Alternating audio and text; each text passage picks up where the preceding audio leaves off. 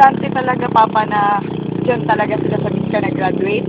Alam mo magkano yung kanila? 40,000 each. Papa, 40,000 each sila. Ano lang yan? July, August, September. Hanggang December. Ano ba yung Papa? Ay, tapos, ano Papa? Yung ano naman, inisip ko, di ba? Doon ako, ang babayaran is 5,500. Tapos, boarding house fee. Bali, kinakount ko ba? Kunyari, boarding house, 2,000 ang buwan. Di 1 month advance, 1 month deposit, 4,000. Eh, di 9,000 na. Eh, yung boarding house ko na yun, magagamit ko hanggang December. Hindi lang naman July to September. Di, okay na rin. Tapos, yung allowance, wait, ganun din. Malapit-lapit din 18,000 yung 2 buwan. Di ano ba tawag nito, parang ano lang ba, balance lang kasi naglabas ka ng 18,000 para naman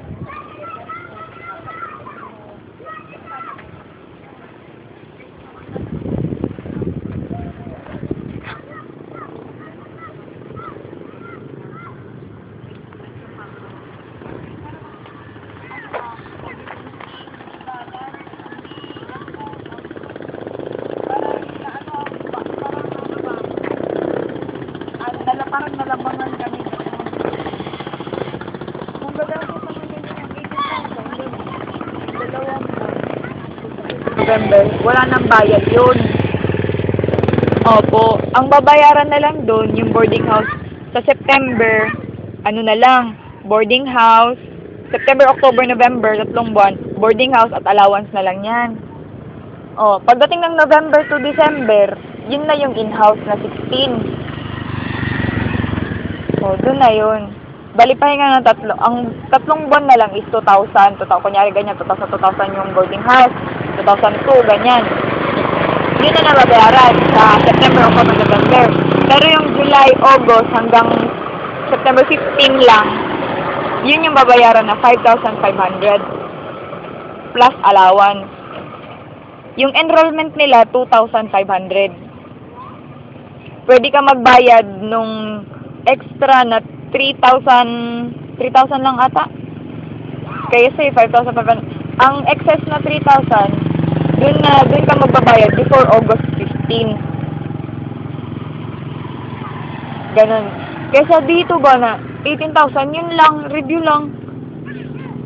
Nagulat nga ako, 18,000. Yun yung doon ako kanina sa Biscay. Nag-inquire ako. Nung Friday, doon pumunta din ako doon.